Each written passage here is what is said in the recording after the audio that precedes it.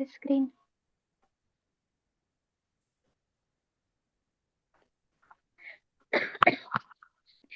तो जैसे कि आप सभी को पता है, हमने ये जो हमारी किताब है निर्भय बने शांत रहे, ये किताब हमने फ्राइडे को पढ़कर खत्म कर ली थी और आज हमने उसका समरी सेशन रखा है। तो जिन भी लोगों ने पूरा अगर सेशन अटेंड नहीं किया हो, तो उनके लिए एक अच्छी बात है कि वो अगर आज का समरी सेशन भी अटेंड करते हैं तो उन्हें समझ जाएगा कि गुरुदेव इस किताब में क्या बताते हैं। तो जैसे कि मैंने कहा कि किताब का टाइटल है निर्भय बने शांत रहे। तो इस पूरी किताब में हम एक टर्म है भय, डर, इसके बारे में चर्चा करते हैं कि आजकल हमारी ग्रोथ को जो रोकता है, जो हमारे ग्रोथ के लिए सही नहीं है, जो हमें आगे जाने से रोकता है, वो है भय, यानी कि डर। हमारा चीजों से डरना, परिस्थितियों से डरना कहीं ना कहीं हमें अनसक्सेसफुल और असफल बनाता है। तो गुरुदेव ने इस किताब में बताया है कि कैसे हम अपने डर को काबू में करके उससे निकल कर जीवन में सफल हो सके। तो हमारा फर्स्ट चैप्टर था इस किताब में, हम अशांत और आतंकित न हो। तो ऐसे कुल मिलाकर कुछ चैप्टर्स हैं, वो हम आज देखेंगे और इसी ऐसे ही हम पूरी समरी सुनेंगे। तो आपको अगर कुछ भी समझ नहीं रहा हो या कुछ पूछना हो या कुछ बताना हो तो आप जरूर बता सकते हैं। तो हम शुरू करते हैं। पहला जो हमारा चैप्टर था, हम अशांत और आतंकित न हो। तो इसमें गुरुदेव हमें समझाते हैं कि मनुष्य, पहली ही लाइन में वो लिखते हैं कि कितना ही प्रयत्न करने पर भी, कितनी ही सावधानी बरतने पर भी ऐसा संभव नहीं कि मनुष्य के जीवन में अप्रिय परिस्थितियां प्रस्तुत ना हो। मतलब हम हमारी लाइफ कभी भी स्टेबल नहीं होती है। अगर आज सुख है तो कल दुख आएगा ही, और आज अच्छी चीजें हमारे साथ हो रही है तो कल बुरा होना ही है। जैसे ही जन्म मृत्यु का चक्र चलते रहता है, वैसे ही सुख दुख का भी एक चक्र चलता है। तो इसका मतलब ये नहीं कि आज अगर मैं निराश हूँ तो मेरा पूरा जीवन निराशा में ही व्यतीत होने वाला है, ऐसा नहीं है। मेरे जीवन में आगे जाकर खुशियां भी आएगी। अगर ऐसा है कि आज मैं बहुत खुश हूँ, मेरे पास सब कुछ है, सब चीजों से मैं पूर्ण हूँ, तो ऐसा नहीं है कि कल जाके मुझ पर कठिन परिस्थितियां नहीं आएगी। तो ये जो साइकिल है अच्छे बुरे का, वो चलता ही रहता है। और गुरुदेव कहते हैं कि कई बार तो ऐसा भी होता है कि जो सरल व्यक्ति होते हैं, मतलब जो सीधे व्यक्ति होते हैं, सरल व्यक्ति होते हैं, उनका लाभ उठाने के लिए दुष्ट दुर्जन लोग तो खड़े ही रहते हैं। मतलब उनका फायदा उठाने के लिए अ, कई बार लोग खड़े ही होते हैं और उन पर ऐसी परिस्थितियां ला देते हैं जिनका सामना करना उनके लिए कठिन होता है। तो गुरुदेव इस चैप्टर में हमें बताते हैं कि ऐसी कौन सी परिस्थितियां हैं और ऐसी कौन सी कठिनाइयां हैं कि जो व्यक्ति पर आती है और इससे व्यक्ति डर जाता है। तो जिसमें गुरुदेव पहला बताते हैं कि अगर हमारे ऊपर कोई बीमारी आ गई, अचानक से सब अच्छा है और कुछ बीमारी हमें हो गई, तो हमारा संतुलन हिल जाता है। बहुत बार हम डर जाते हैं, घबरा जाते हैं। हमारे स्वास्थ्य को अगर कुछ होता है तो हम भयभीत हो जाते हैं। दूसरा है कि अगर हमारे प्रियजनों में से किसी की मृत्यु हो जाए, हमारे आसपास के जितने भी लोग हैं उसमें से अगर कोई चला जाए, अ, किसी का देहांत हो जाए, तो हमें बहुत बड़ा झटका लगता है। हम उससे भी अपसेट हो जाते हैं या कहीं दुखी हो जाते हैं, और कहीं ना कहीं मृत्यु का भय हमें हमारे जीवन में आ जाता है। देन वो बताते हैं अगर हम नौकरी कर रहे हैं और हमारे नौकरी में बदली हो जाए, या हम व्यापार कर रहे हैं, कोई शिक्षण कर रहा है, कोई स्टूडेंट या कोई बिजनेसमैन अपना बिजनेस कर रहा है और अगर उसमें उसे लॉस हो जाए, यानी कि हम पर अगर फाइनेंशियल क्राइसिस हो जाए, आर्थिक स्थिति हमारी गड़बड़ा जाए, तो हमें भय डर लगता है, हमें भय सा लगता है।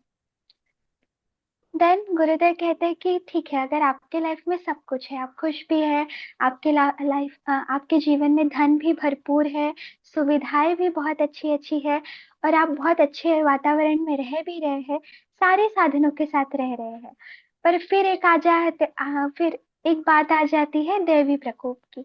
अगर सब कुछ अच्छा है तो कहीं महामारी आ जाएगी, अनावृष्टि आ जाएगी, तो कहीं अतिवृष्टि आ जाएगी, कहीं भूकंप आ जाएगा, कहीं बाढ़ आ जाएगी। मतलब मनुष्य के जीवन में कठिनाइयां तो आनी ही है, उसे कोई भी रोक नहीं सकता। तो उनमें देन वो बताते हैं छात्र का एग्जाम्पल देकर कि अगर हम किसी परीक्षा के लिए बैठे हैं, तो हम तो अपने तरफ से पूरा प्रयास कर रहे हैं, पर उस एक सीट के लिए अगर 100 जन एग्जाम दे रहे हैं, तो उसमें से सिलेक्ट तो किसी एक को ही होना है। तो बाकी के जो 99 है, वो जो 99 बच्चे हैं या लोग हैं, वो बहुत बार निराश हो जाते हैं, यानी मतलब अपसेट हो जाते हैं, और उसी चक्कर में वो बहुत बड़े बड़े कदम उठा लेते हैं, जैसे उस परिस्थिति से डर जाना, कई बार तो आत्महत्या कर लेना, या फिर गलत राह पर चले जाना। तो गुरुदेव कहते हैं कि ऐसी परिस्थितियां भी लोगों के मन में भय पैदा कर सकती है। देन उनका एक स्टेटमेंट है, विपत्ति अकेले नहीं आती, वह अपने साथ और भी अनेकों मुसीबतें ले आती है। तो ये स्टेटमेंट से हम सब रिलेट कर सकते हैं कि अगर हमारे, आपने भी नोटिस किया हो कि कभी अ, एक प्रॉब्लम आई तो लगातार 3-4 प्रॉब्लम उसके पीछे आती ही रहती है और आ जाती है। तो हम ऐसा बोलते भी है, तो आजकल तो मेरे दिन ही खराब चल रहे हैं, एक पे एक परेशानी मुझ पर आ ही रही है। तो गुरुदेव ऐसा कहते हैं कि विपत्ति अकेले आती है पर मुसीबतें ढेरों लेकर आती है। पर अगर हम ठंडे मस्तिष्क यानी कि दिमाग से सोचे, विचार करें, तो मनुष्य पछताता है और सोचता है कि आगत विपत्ति नहीं टल सकती थी तो कोई बात न थी, अपने मानसिक संतुलन को विवेक द्वारा बचाया ही जा सकता था, और परेशानियां अपनी भूलों के कारण सिर पर ओढ़ ली गई, उनसे तो बचा ही जा सकता था। कि मतलब बहुत बार ऐसे होता है कि हम अगर कोई बहुत डिप्रेस सिचुएशन में है, बहुत ही मतलब ऐसे सिचुएशन में है कि हम बहुत त्रस्त है, तो उसमें क्या हो जाता है, हमारा मानसिक संतुलन थोड़ा सा हिल जाता है, हम थोड़े से अनस्टेबल हो जाते हैं, और उस कारण हम अपनी सिचुएशन के वजह से दूसरों पर भी बहुत बार चिल्लाने लग जाते हैं या दूसरों का भी दिल दुखा लेते हैं। पर बाद में हम सोचते हैं ठंडे दिमाग से, कुछ दिनों बाद जब हम सोचते हैं, तो हमें रियलाइज होता है कि उस सिचुएशन में काश मैं ये नहीं करती तो आज मेरे उसके साथ रिलेशंस अच्छे होते, क्योंकि प्रॉब्लम तो सॉल्व हुई नहीं, ऊपर से मैंने अपने रिलेशंस भी खराब कर लिए। तो बहुत बार ऐसे होता है कि एक विपत्ति आती है पर मनुष्य मुसीबतें अपने आप खुद अपने साथ ला लेता है। इस प्रकार गुरुदेव इस चैप्टर में बताते हैं कि कैसी कैसी परिस्थितियां मनुष्य पर आती है और किस किस प्रकार से वो उनसे भयभीत होकर रिएक्ट करता है, जिसमें हम और देखते हैं कि हर काम, गुरुदेव लिखते हैं, हर काम में सदा सफलता ही मिलती रहे, तब तो मनुष्य मनुष्य न रहकर देवताओं की श्रेणी में गिना जाने लगे। यह सोचकर परीक्षा में अनुत्तीर्ण होने वाले अपना साहस समेट कर रह सकते हैं और उस खिन्नता को भुलाकर दूने उत्साह से अगली तैयारी में लग सकते हैं। तो जैसे कि देने वाले को हम देवता कहते हैं, जो हमेशा सदैव देता रहता है, और हम मनुष्य है, हम हमेशा मांगते रहते हैं, तो हमें देवता भी कहा जा सकता है। तो अगर देवता है, वैसे तो अगर हम जब महाभारत पढ़ते हैं, रामायण पढ़ते हैं, तो जब भगवान ने स्वयं धरती पर अवतरण किया था, तो उनका जीवन चरित्र हम जब पढ़ते हैं तो हम देखते हैं कि उन पर भी कठिनाइयां आती है। तो परिस्थिति ने देवताओं को नहीं छोड़ा, जब वो इस धरती पर आए, तो हम मनुष्य कैसे हैं, हम मनुष्य पर तो परिस्थितियां, कठिन परिस्थितियां गिरनी ही गिरनी है। तो अगर हम उसी में उलझ कर रहे, वही वही सोचते रहे, तो हम कभी आगे बढ़ पाएंगे नहीं। तो इस वक्त पर हमें साहस से काम लेना है, धैर्य से काम लेना है, और जो हम काम करना चाहते हैं उसे पूरा करने की हमें कोशिश करनी है। तो ये हम सीखते हैं हमारे फर्स्ट चैप्टर में, जिसका नाम है कि हम अशांत और आतंकित न हो। अब हम सेकेंड चैप्टर में देखते हैं, जिसका टाइटल है चिंता में डूबे रहने से क्या फायदा। अब हमने देख ली ऐसी परिस्थितियां जो हमें भयभीत करती है। अब सेकेंड गुरुदेव हमसे सवाल करते हैं कि अगर हम चिंता में ही डूबे रहे तो उससे हमें क्या फायदा होगा। तो वो फर्स्ट लाइन में लिखते हैं, चिंता एक विनाशक वृत्ति है जो मनुष्य की शक्ति और समय का अनावश्यक मात्रा में क्षरण करती रहती है। जितने समय को वह शारीरिक, मानसिक, आर्थिक अथवा किसी अन्य प्रयोजन में विकास के काम में लगा सकता था, उसे छोटी छोटी बात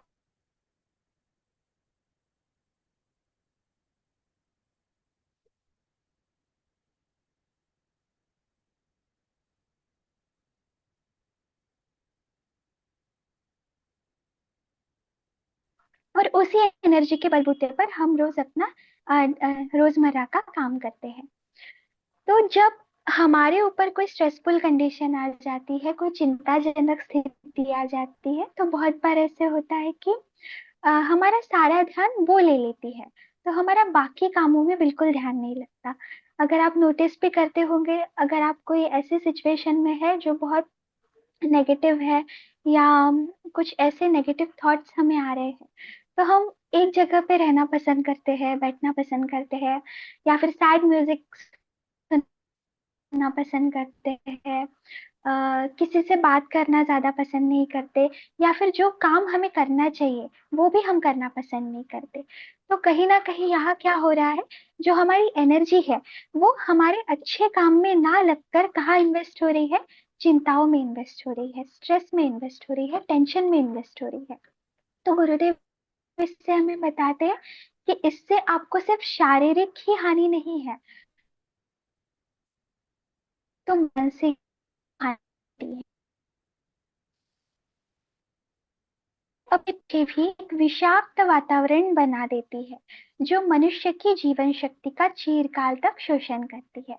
अगर हम चिंता कर रहे हैं, अगर हम स्ट्रेस ले रहे हैं, तो हम वातावरण है, यानी कि हम जो वो विषाक्त बना जाता है। हम हमारा लोगों से बिहेव करना, लोगों से बातचीत करना बदल जाता है। हमारा जो वातावरण है वो कहीं ना कहीं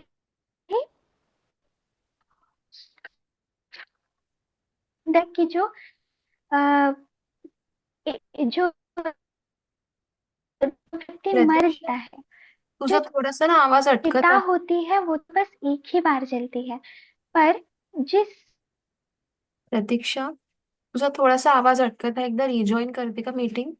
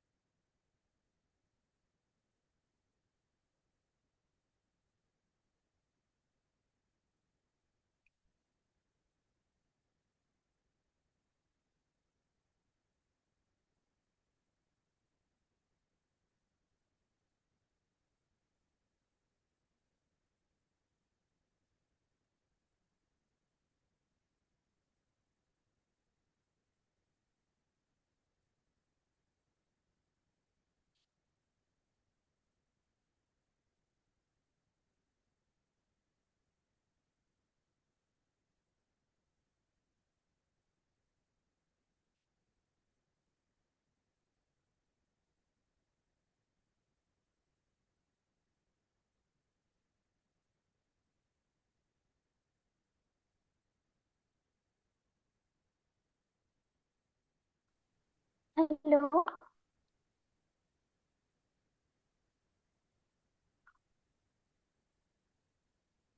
हेलो,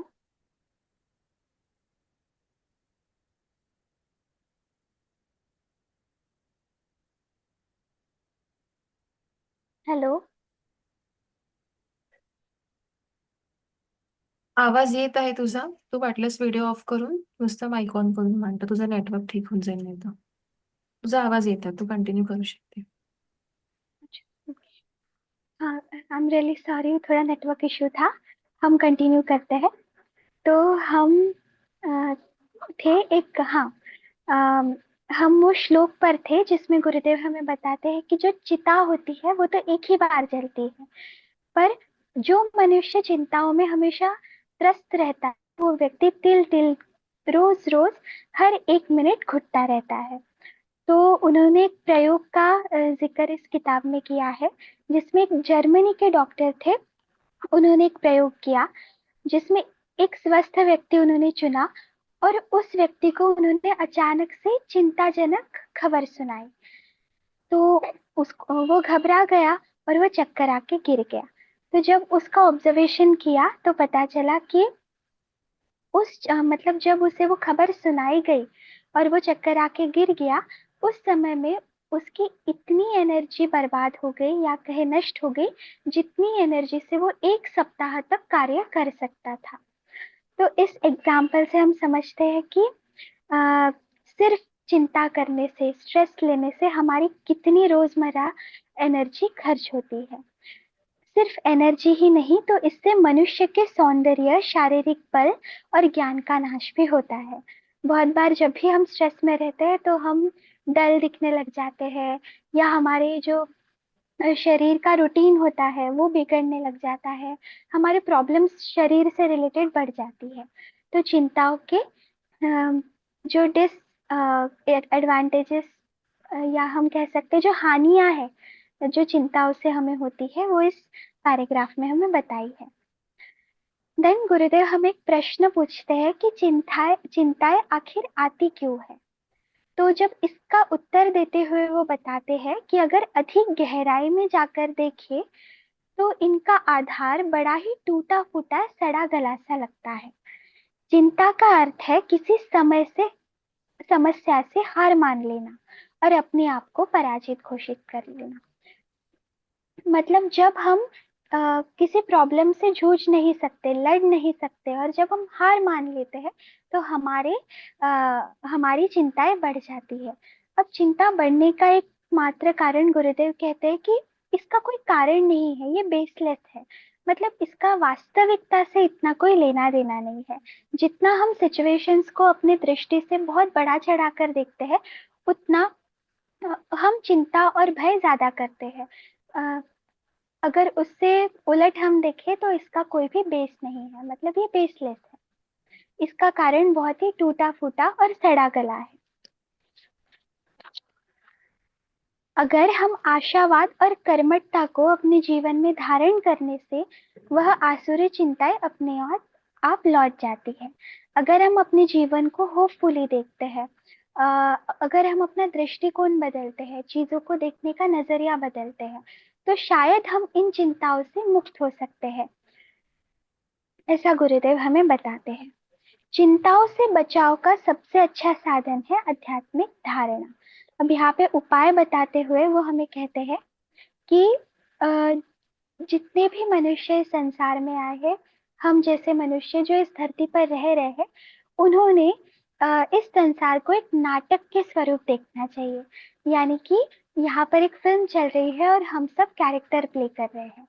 हम सब अपना अपना कैरेक्टर प्ले कर रहे हैं, और जिस प्रकार फिल्म में अच्छा दौर आता है, बुरा दौर आता है, उनका जो स्ट्रगल पीरियड दिखाया जाता है, वैसे ही हमें खुद को भी कंसिडर करना चाहिए।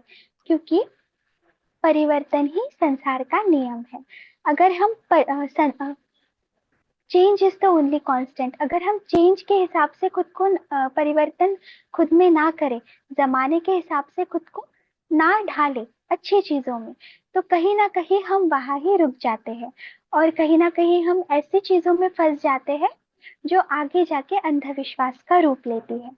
तो परिवर्तन के हिसाब से खुद को ढालना, यह गुरुदेव बताते हैं, एकमात्र साधन है चिंताओं से मुक्त रहना।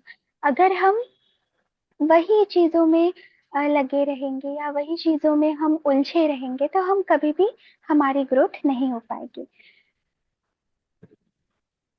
देन वो लिखते हैं कि चिंताएं जीवन विकास में गतिरोध उत्पन्न करती है, मनुष्य की कार्य क्षमता को पंगु बना देती है। इससे मानवीय विकास का मार्ग भी रुक जाता है। सफलता का मूल अंग है कि वह अपनी चिंताओं से छुटकारा पाए। तो कहीं ना कहीं हम सबको पता है कि अगर हम चिंता करते हैं, स्ट्रेस लेते हैं, तो हमारी ग्रोथ है रुक जाती है। हम एक ही चीज पर स्टक हो जाते हैं और आगे क्या करना है, आगे अपने जीवन को कैसे बढ़ाना है, वो कहीं ना कहीं हम सोच नहीं पाते। तो ये हुआ हमारे सेकेंड चैप्टर का समरी। अब जो थर्ड चैप्टर गुरुदेव बताते हैं चिंताओं से छुटकारे का मार्ग। अभी तक हमने देखा परिस्थितियों के बारे में, देन हमने चिंता को समझा कि चिंताएं किस प्रकार की होती है। अब हम उन्हीं चिंताओं से कैसे छुटकारा पा सके वो देखेंगे। तो उसमें गुरुदेव एक बहुत अच्छी लाइन लिखते हैं, अकर्मण्य बने रहने से ही अनावश्यक सोचने विचारने का समय निकलता है। मतलब जो व्यक्ति अकर्मण्य है, मतलब जिसके पास कोई काम नहीं, तो कहा जाता है कि खाली दिमाग शैतान का घर। मतलब जो व्यक्ति कोई कार्य नहीं कर रहा है, खाली सा बैठा है, तो ऑब्वियसली उस व्यक्ति के दिमाग में नेगेटिव या पॉजिटिव कोई भी थॉट्स आने ही है। तो वो पहला मार्ग बताते हैं चिंताओं से निकलने का, वो है खुद को व्यस्त रखना। मतलब अ, अगर आप पे अगर कोई ऐसी सिचुएशंस आती है, तो खुद को आप डिस्ट्रैक्ट कर लीजिए किसी अच्छी चीज से। आपकी अगर कोई हॉबी हो या किसी चीज में आपको इंटरेस्ट हो, अगर आपको रीडिंग पसंद है, डांसिंग पसंद है, सिंगिंग पसंद है, तो आप वो करना शुरू कर दीजिए। मतलब जब उस परिस्थिति से आप खुद को डिस्ट्रैक्ट करने की कोशिश करेंगे, तो आप चिंता से मुक्त रह पाएंगे। देन दूसरा मार्ग वो हमें बताते हैं हिटलर के द्वारा। उन्होंने हिटलर का एक थॉट लिखा है कि अच्छे, उन्होंने कहा था, अच्छे से अच्छे भविष्य की कल्पना करनी चाहिए और खराब से खराब परिणाम भुगतने के लिए तैयार रहना चाहिए। मतलब सेकंड हमारा ऑप्शन क्या है कि हम बुरे से बुरे और अच्छे से अच्छे परिणाम के लिए हमेशा तैयार रहे। अगर देन उसमें वो एक पहलवान का एग्जाम्पल भी देते हैं कि एक पहलवान था, उसने बहुत वर्ष तक बहुत अच्छी साधना की, खुद को अच्छा, खुद के स्वास्थ्य को बहुत अच्छा बनाया, पर जब कंपटीशन की दाव पेच की बात आई तो वो हार गया। तो अगर उसने, वो हार गया, और उसने अगर यही सोचा होता कि मैं हार गया, मैंने तो इतनी मेहनत की थी, खुद का शरीर बनाया, मैं इतने सालों से इसके लिए प्रयास कर रहा हूँ और मैं हार चुका हूँ, अगर अगर ये सोच के वो अपसेट हो जाता और उसने कुछ गलत कदम उठा लिया होता, तो गुरुदेव कहते हैं ये अ, इसे हम मतलब परिस्थितियों से घबरा कर पीछे हट जाना कहेंगे। अगर वही व्यक्ति ये सोचता है कि मैं भले ही हार गया हूँ, पर मैंने इतने साल से मेहनत की और अपना इतना अच्छा शरीर बनाया, शरीर को इतना सुदृढ़ बनाया, तो मुझे जीत के स्वरूप में एक अच्छा शरीर मिला है, स्वस्थ शरीर मिला है। अगर वो व्यक्ति ये सोचेगा, तो वो वैसा ही व्यक्ति अपने जीवन में आगे बढ़ पाएगा। मतलब हमें हमेशा अच्छे और बुरे परिणाम के लिए रेडी रहना चाहिए। चाहे हम किसी चीज के लिए 100% मेहनत कर रहे हैं या हम 50-50 दे रहे हैं, तो भी हमें उसके परिणाम के लिए खुद को हमेशा रेडी रहना चाहिए, रखना चाहिए। देन तीसरा वो उपाय बताते हैं कि विचार विमर्श विमर्श करना, यानी कि कम्युनिकेशन करना। बहुत बार ऐसा होता है कि हमें लाइफ में कोई चाहिए होता है अपनी मन की बात बताने के लिए, या अपनी, अगर हमारे साथ कुछ होता है गलत, तो वो एक्सप्रेस करने के लिए हमें कोई व्यक्ति चाहिए होता है जिससे हम अपनी पूरी बात कर पाए और उससे कुछ हल निकल आए। तो गुरुदेव कहते हैं, आप जो व्यक्ति चूज करते हैं अपने लिए, वो भी आप संभाल कर कीजिए। स्पेशली आप बड़ों से, यानी पेरेंट्स से, उनसे आप विचार विमर्श कीजिए, उनसे आप कम्युनिकेट कीजिए और अपने प्रॉब्लम का हल निकालिए। बहुत बार इस चक्कर में हम गलत चीजों में चले जाते हैं, जस्ट बिकॉज हमारे मन की बात कोई व्यक्ति सुन रहा है। तो गुरुदेव कहते कि इस व्यक्ति को परखिए, अगर वो व्यक्ति आपकी समस्या का सच में समाधान दे सकता है, उन्हीं व्यक्ति के साथ साथ आप डिस्कस कीजिए। तो ऐसे तीन अ, समाधान गुरुदेव ने हमें इस चैप्टर में बताया है। और चौथा जो वो बताते हैं वो है मृत्यु से रिलेटेड। यानी कि जब किसी की मृत्यु हो जाती है तब इंसान अपने होशो आवाज में नहीं रहता है। वो बहुत दुखी हो जाता है। तो ऐसे वक्त पे गुरुदेव कहते हैं कि कुछ दिन के बाद आप कुछ तीर्थ यात्रा करके आइए या ट्रैवल करके आइए तो आपका ध्यान भटक जाएगा और आप अच्छा महसूस करेंगे। तो हमारा जो चौथा ऑप्शन है ब्रेक लेना, हैव अ ब्रेक। मतलब कुछ बहुत बड़ा संकट हमारे ऊपर आ गया है तो कुछ दिन का ब्रेक ले ले उस चीज से। कुछ दिन कहीं घूम के आए या आसपास ट्रैवल करके आए। तो ये था हमारा चौथा ऑप्शन। तो हमने ऐसे चार ऑप्शन देखे। फर्स्ट ऑप्शन में था कि खुद को डिस्ट्रैक्ट करें अच्छे चीजों से, जैसे हमारी हॉबीज हो गई, हमें जो अच्छी इंटरेस्टिंग चीजें आ गई उससे। दूसरा ऑप्शन था कि हमेशा परिणाम के लिए रेडी रहे। और अब वो परिणाम भी कैसे होने चाहिए, अच्छे या बुरे दोनों परिणाम के लिए हमें हमेशा रेडी रहना चाहिए। मतलब बेस्ट केस के लिए भी रेडी होना चाहिए और वर्स्ट केस के लिए भी रेडी होना चाहिए। और तीसरा हमने देखा है कि कम्युनिकेशन हमें करना चाहिए। हमारी जो भी बात है हमें स्पष्ट रूप से दूसरे से कहनी चाहिए। और अगर कोई भी हमें उलझन है तो उसके लिए हमें हमसे जो बड़े व्यक्ति है उनसे सलाह मशवरा करना चाहिए। और चौथा है कि अगर बहुत ही बड़ा संकट हमारे ऊपर आ जाता है और उससे निकलने के लिए हमें बहुत दिन लगते हैं तो हमें उस चीज से ब्रेक ले लेना चाहिए। कहीं घूम के आना चाहिए, कहीं ट्रैवल करके आना चाहिए, कुछ दिन हमें स्वयं के साथ बिताने चाहिए। तो ऐसे चार ऑप्शन हम इस चैप्टर में देखते हैं। अब जो नेक्स्ट टॉपिक पे गुरुदेव कहते हैं, जिसका टाइटल है भय का कारण और निवारण। अभी तक हमने जो चार विषय देखे तो उसमें हमने चिंता को मुख्य माना है। पर ये चिंताएं आखिर में किस रूप से बाहर निकलती है, वो है भय, जिसे हम डर भी कहते हैं। तो गुरुदेव फर्स्ट लाइन लिखते हैं कि डर का सबसे बड़ा कारण है अज्ञान, यानी कि अंधविश्वास। अ, मतलब जिस चीज की हमें पूर्ण तरीके से जानकारी नहीं होती है, उस चीज को, जिस चीज को हम आधा सा समझते हैं, तो वो हमें अज्ञान की तरफ लेके जाता है, यानी कि अंधविश्वास की तरफ। जैसे कि यहाँ पे मिर्गी का एग्जाम्पल दिया है कि पहले के जमाने में जब मिर्गी के दौरे पड़ा करते थे तो लोगों को लगता था कि इन पर किसी भूत का साया है या प्रेत का साया है, इनकी तो झाड़ फूक करवानी पड़ेगी। तो उस समय लोग डॉक्टर के पास न जाते हुए किसी तांत्रिक बाबा या किसी अंधविश्वास में फंस जाते थे। तो गुरुदेव यही कहते हैं कि डर का कोई वास्तविक कारण नहीं है। मतलब डर एक बहुत अनरियलिस्टिक चीज है जिसका कोई बेस नहीं है। अगर आप उसे वास्तविकता में देखें तो उसका कोई भी आधार नहीं है। वो बस हमारी इमेजिनेशन है। हम जैसा इमेजिन करते हैं परिस्थिति को एंड देन हम उससे डरा करते हैं।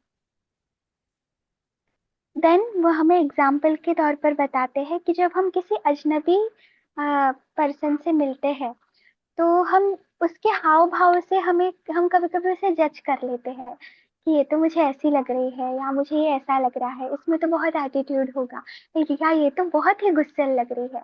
पर असल में जब हम उनसे बात करने के लिए जाते हैं तो हमें पता चलता है कि ये तो इतनी अच्छी थी या ये तो इतने अच्छे थे, हम तो इन्हें ऐसे ही हमने तो इन्हें ऐसे ही जज कर लिया।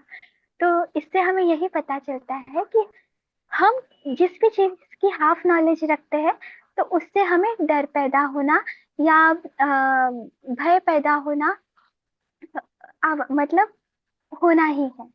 जब हमें परिस्थितियों की पूरी नॉलेज हो जाती है, जब हम किसी को पूरी तरीके से जान लेते हैं तो हम कभी भी कंफ्यूज स्टेट में नहीं रहते। हम क्लियर स्टेट में रहते हैं, हो जाते हैं। तो इसमें बहुत सारे एग्जाम्पल्स से गुरुदेव ने हमें समझाया है, जिसमें और एक एग्जाम्पल सांप का भी है। तो इसमें गुरुदेव बताते हैं कि 17% जो सांप होते हैं वही बस विषारी होते हैं। पर आमतौर पर मनुष्य का अगर कभी भी सांप दिखे तो वह डर जाता है, क्योंकि उसे वो नहीं पता कि कौन से 17 सांप ये है जो 17% सांप है जो विष असल में पैदा करते हैं। तो ये जानकारी किसे होगी, जो रोज सांपों के साथ रहता होगा। वैसे ही जो जू में या फिर कह सकते हैं सर्कस में जो व्यक्ति रिंग मास्टर्स होते हैं, जो प्राणियों को चलाते हैं, तो उनको उन प्राणियों की पूरी नॉलेज होती है कि ये प्राणी किस कंडीशन में कैसे रिएक्ट करेगा। अगर वही हम आम मनुष्य उनके सामने चले जाए तो हमें डर लग सकता है। तो वही इससे हम समझते हैं कि डर का जो वास्तविक कारण है वो सिर्फ अज्ञान है, अंधविश्वास है। देन हम हमारे लास्ट, अभी थोड़ा सा और बाकी है, मुझे लगता है और 10 मिनट लगेंगे। तो मैं आप सबसे रिक्वेस्ट करती हूँ कि आप प्लीज इसी लिंक पर फिर से ज्वाइन करिए। अभी आप लीव कर सकते हैं पर इसी लिंक पर आप फिर से ज्वाइन कीजिए। हेलो। हाँ हेलो। ठीक है, हम अभी लीव कर देते, फिर बाद में ज्वाइन कर लेंगे अभी। इसी हाँ, लिंक पे चलेगा सब ज्वाइन चलेगा। करेंगे, क्योंकि बस आखिरी चैप्टर बचा है जो जी। सबसे ज्यादा मेन है। तो बस 10 मिनट और। ठीक है, मैं सबके लिए मीटिंग एंड करती हूँ, फिर हम फिर से ज्वाइन कर लेंगे।